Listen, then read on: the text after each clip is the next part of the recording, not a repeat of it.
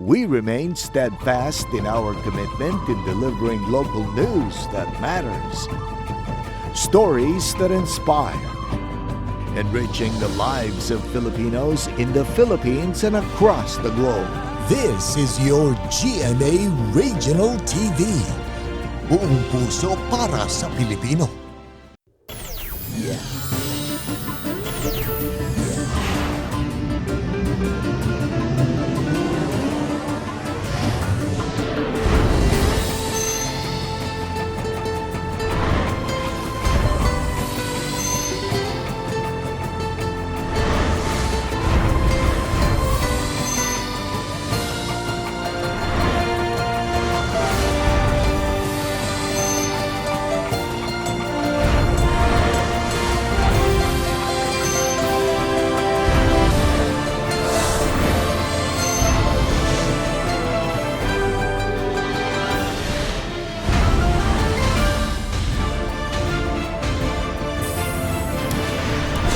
Kini ang GMA Regional TV Balitang Bisdak.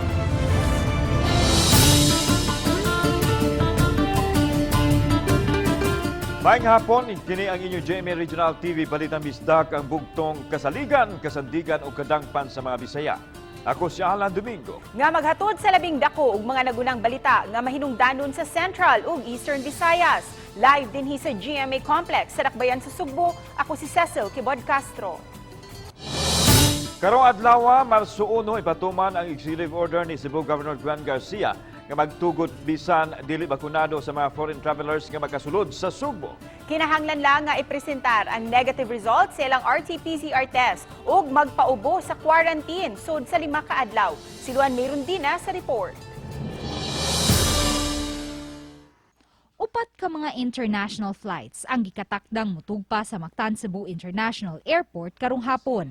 Ang mao mga flights gikan sa Singapore, Istanbul, Doha ug Dubai. Subay sa executive order nga giluwatan ni Governor Gwen Garcia ubos sa Section 3, mamahimong makasulod sa Sugbo sugod Marso 1 ang mga dili bakunado nga mga langyang turista basta makapresentar sila og negative RT-PCR test result 48 ka oras sa wala pa sila mobiya sa ilang nasod.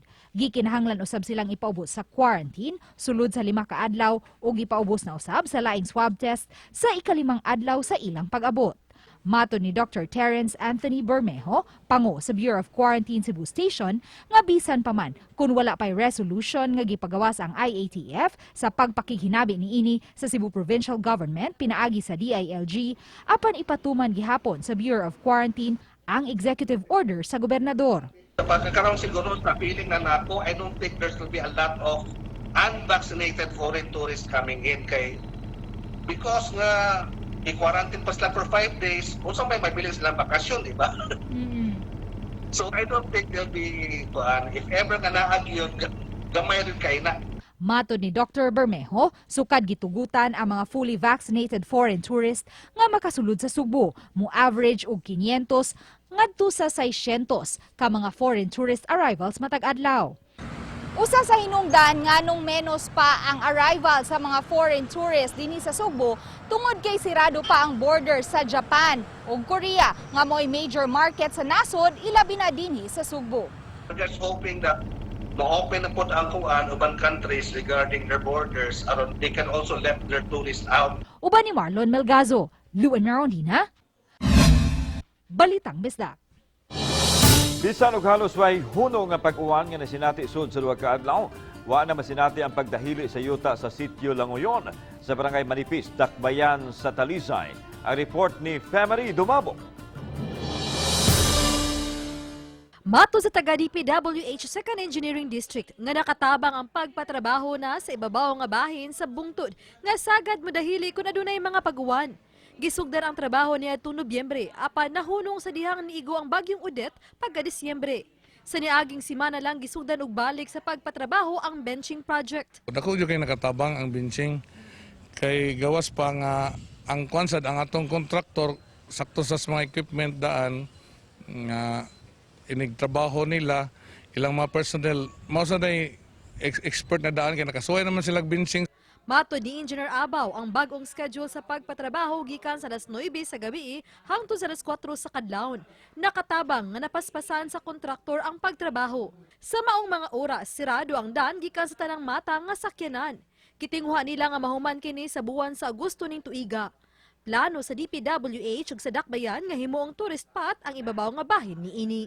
Kay gawas nga palig-unan namo buhatan namo crib wall o retaining wall nami himong hagdanan nga ang mga tao mangagi pwede makatan-aw dito sa ibabaw. Oh, makatan-aw gyud sila dito. Murag viewing deck nga dapit sa Langoyon. Uba ni Jun Solon, ako si Femery Dumabok. Balitang Bisdak. Mas dako ang danyos nga natala sa mga insidente sa sunog sa first quarter karong tuiga. Itandi sa mga danyo sa sunog sa tibuok tuig 2021. Publiko subling gipahinumduman nga mag-amping kanunay. Si Luan Mayrondina sa report. Agig pagsaulog sa Fire Prevention Month, gilibot sa mga sakop sa Lapu-Lapu City Fire District ang tibuok Dakbayan. Usa ka grupo ang milibot agi sa poblasyon, samtang ang laing grupo ang misubay agi sa Mactan. Mato ni Fire Senior Inspector Jomed Alboro, Chief of Operations sa Lapu-Lapu City Fire District, nga gawa sa pag-activate sa mga grupo nga adunay kaugalingong fire trucks, hingusgan usab nila ang pag-umol og fire brigade, ilabi na sa mga dapit nga sikit-sikit ang mga panimay. Matod ni Alboro, base sa ilang data, moabot sa 33 ka mga insidente sa sunog ang natala sa tibok tuig 2021. Samtang sa first quarter sa tuig 2022, may siyam na ka mga insidente sa sunog.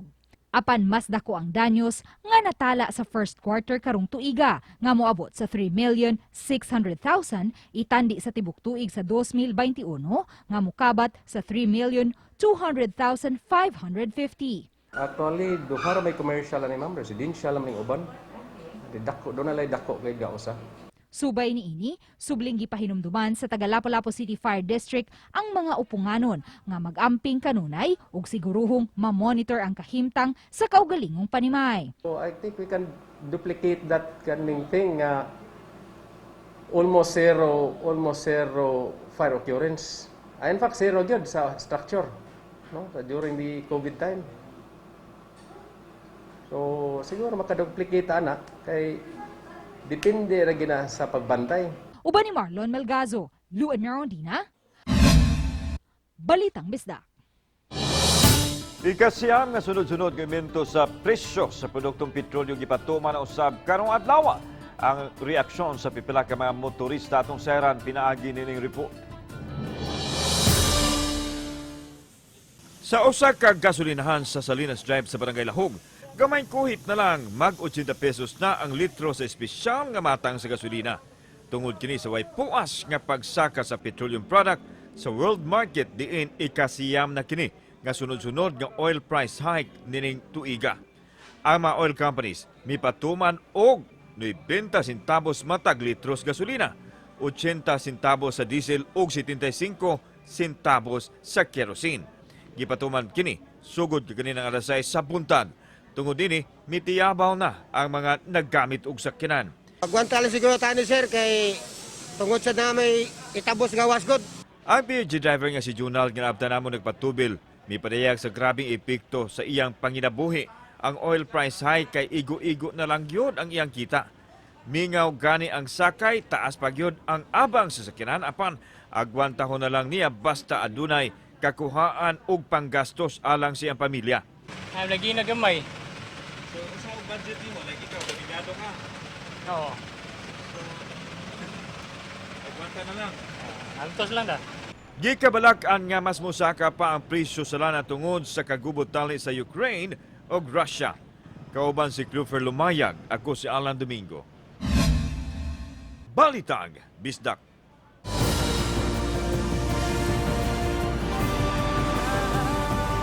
Kini ang GMA Regional TV Balitang Bisdak.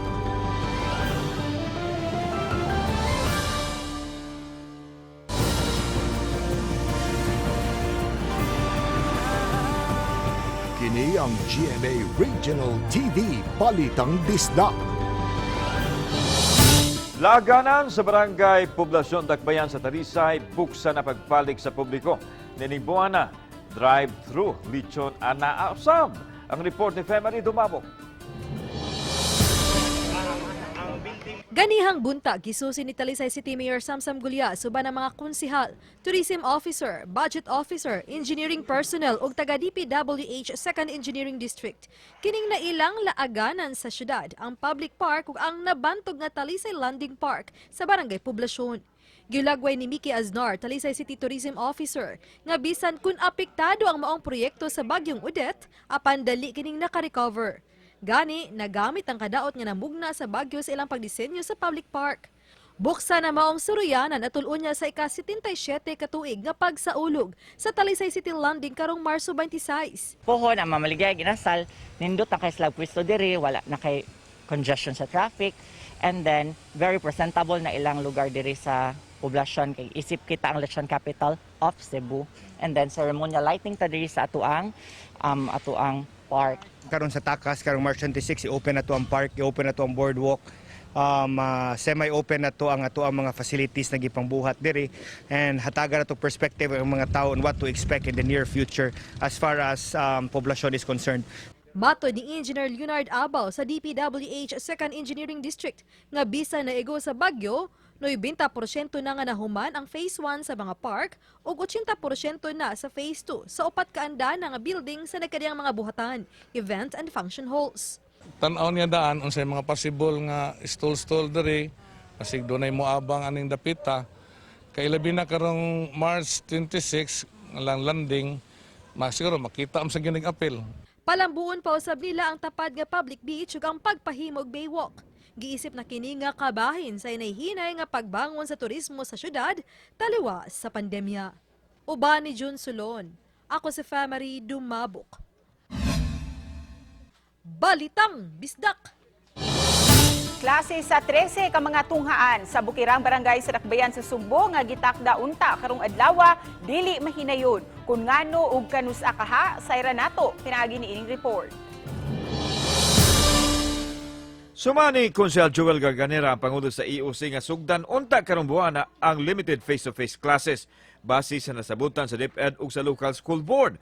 Apan dili kini mahinayon tungod kay nangaguba man ang tunghaan human gilampor na sa bagyong Odette ug wa usab kini maayom-ayom. Posibleng madayon ang plano unya na sa buwan sa Agosto. Ang mga barangay di inahimutang ang mga tunghaan na pili tungod kay way natala ang kaso sa COVID. Kaniang 3 kabok, ang tanang maestra ani fully vaccinated. All the teachers are fully vaccinated. Unya, maulagi, wala na madayon tungod sa bagyo. Samtang, dili big deal sa EOC nga nagpabilin ang Cebu City sa Alert Level 2 bisan og padayong miubos ang kaso sa COVID. Himuon kini kahigayonan nga makapangandam alang sa mas ubos nga Alert Level status. Mukapin na lang sa 200 ang active cases sa Cebu City ug ang positivity rate ubos usab itandi sa WHO threshold. I'm very positive with that nga maabot na natong Alert Level 1. Bisan sa ubos nga kaso sa COVID, kinahanglan gihapon nga mutuman ang katawhan sa mga minimum health protocols. Kauban si Clover Lumayag, ako si Alan Domingo. Balitang Bisdak. Mugapin sa 114 million pesos ang natalang danyo sa sunog nga naitabo sa Central Visayas sukad lang sa Enero hangtod sa Pebrero. Nagunang hinungdan, napasagdan nga kandila. Ani ang report?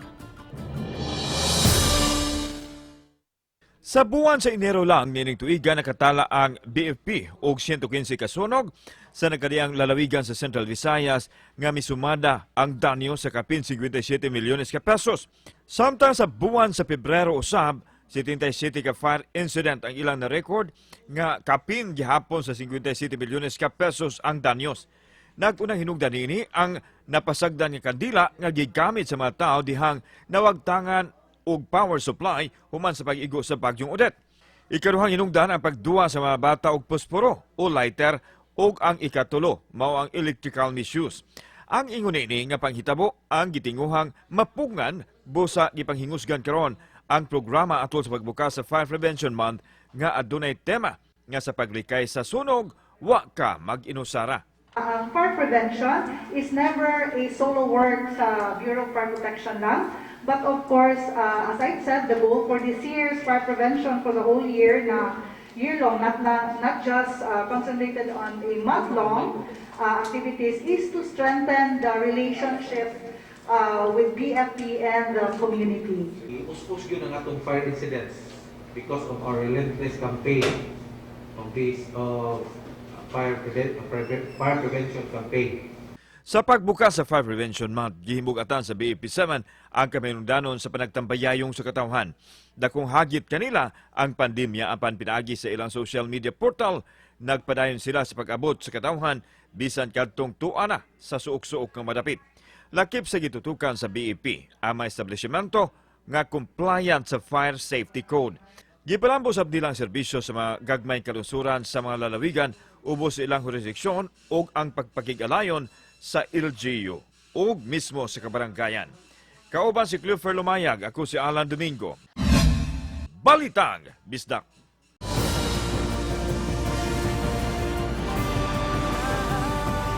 Kini ang GMA Regional TV Balitang Bisdak.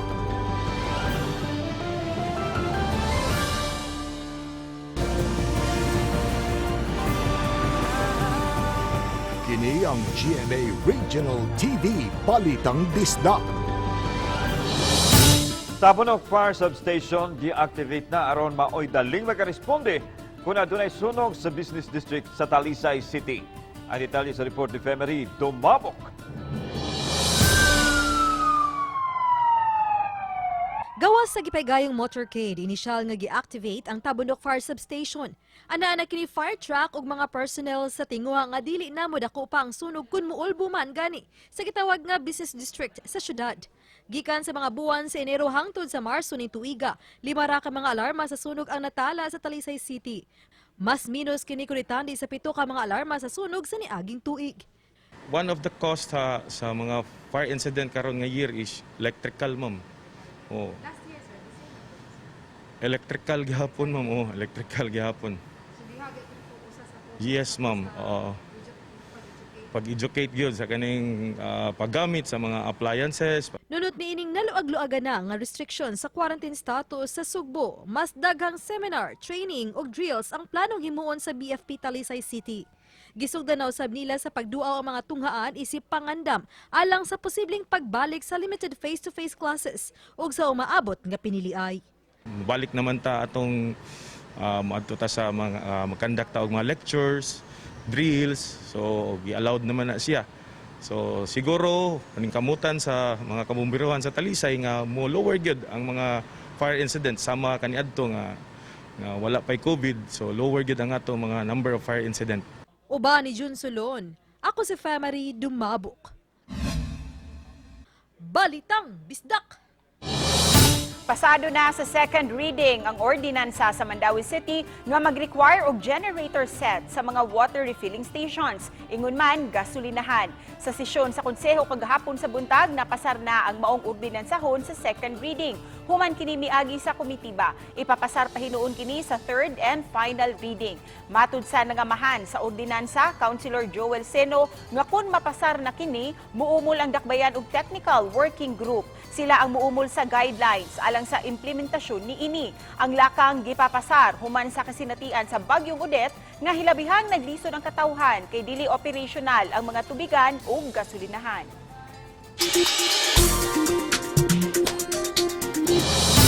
Usa ka bitin ang nisod sa balay. Nakabulabog kini sa pamilyang Istrobo sa Barangay Bakayan, Cebu City. Nga si Little Tata Istrobo nga mausab ang nagvideo nga ang bitin nakitaan nga nisuksok sa garbage bag. Dayon butanganan og stove. Dayon ni kamang padung ilawom sa ref hangtod sa lababo.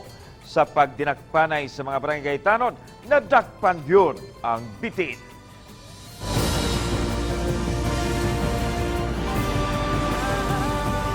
Kini ang GMA Regional TV Balitang Bisdak.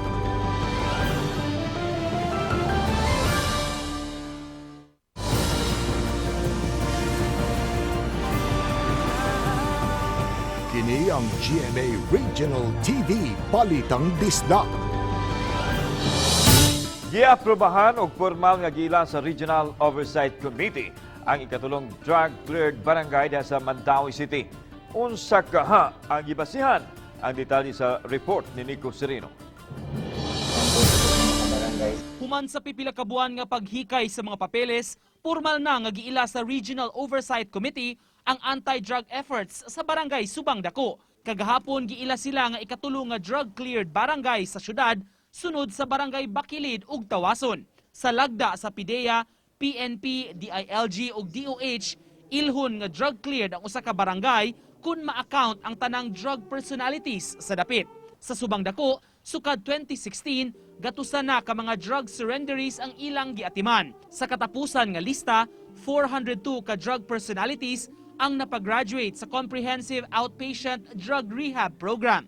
Aminado ang mga barangay officials dakong hagit ang drug-cleared status apan paningkamutan nila nga mamintinar kini. Actually, before I thought it cannot be done, no? It cannot be achieved. But with the inspirations from the different national agencies, atong mga private partners, kaya ra man gid ay. Kaya ra gid. Lisod lang gid tinuod yun, as in. Really challenging on our part. Labi na gyud itong mga badlungon. Muna akong gitawag mga anghel sa barangay. Pero mula gid na sir nga atong ipatabang ang PIDEA ug ang PNP muna nga ni-comply sila. Human sa graduation sa mga drug warriors, tinguha karon sa barangay ug sa syudad nga matabangan sila sa ilang panginabuhian alang sa hingpit nga pagbag-o. Samtang gipasigarbo sa dakbayan, ang pag-ila nga drug cleared ang Subang Dako, usa sa labing dako ug progresibong barangay sa Mandaue. Kung makaya kuno sa maong barangay, walay rason nga di kini mahimo sa ubang lugar. Ang Subang Dako, which has the biggest number of drug surrenderies, lisod gid unta kayo no to locate them o nya to imbitahon ng mga warriors maapil sa programa sa CBRP o nya maapil na sa aftercare nato. But they did it. Uban ni Godfrey Relien, Nico Sereno, Balitang Bisdak. 11 ka mga armas nga di lisensyado ang nasakmit sa kapulisan sa Carcar City atol sa ilang subsob nga operasyon. Napo niini ang gisurrender sa mga tag-iya human sa gihimo nga oplan katok sa kapulisan. Giturn over kini isip safekeeping o giuli kon marinyo na ang mga lisensya sa mga armas. Samtang ang usa nasakmit atol sa anti-drug operation. Sa Pikas Bahin, usa ka most wanted sa kasong rape sa dakbayan sa Carcar gihapon ang nasiko. Napalgang patay ang usa ka lalaki sa Sitio Lawis, Barangay Mambaling, dakbayan sa Sugbo. Adunay samad dinunggaban ang biktima. Base sa investigasyon sa kapulisan, naaan ang biktima nga asset sa pulis o gitabangan sa pagkulata dayon gidunggab. Posibleng kadtong mga nalambigit sa iligal nga drugas ang mihimo sa krimen. Mga nagtigbakay, hantak ug ubang illegal gambling sa Talisay City nakwilyuhan sa kapulisan. Kauban niining nasikop na lambigit sa drugas, diin kapin sa 50,000 pesos nga balor sa shabu ang nasakmit. Matod sa hepe sa Talisay City Police Station, nga gawas sa mga checkpoint, subsub-usab sa ilang mga anti-criminality campaign. Kabahin kini sa ilang pagpangandam alang sa malinaw ug hapsay nga piniliay karong Mayo 9.